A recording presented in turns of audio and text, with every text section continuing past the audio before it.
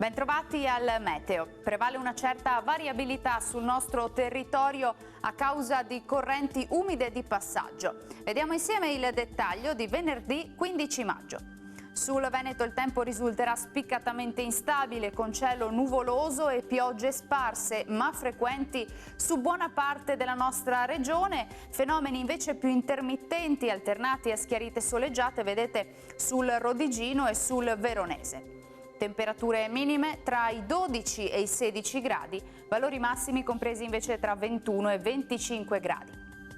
Poche novità sul Friuli Venezia Giulia, anche qui avremo condizioni di maltempo, vedete, con precipitazioni piuttosto diffuse sulla regione e localmente potranno risultare anche di moderata intensità.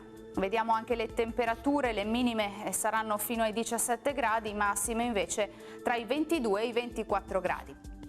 Infine uno sguardo alla situazione del Trentino Alto Adige, avremo anche qui rovesci e temporali persistenti su tutto il territorio regionale.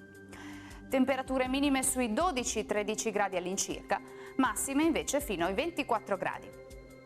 Dal meteo di Antena 3 per ora è tutto, grazie per l'attenzione e arrivederci al prossimo aggiornamento.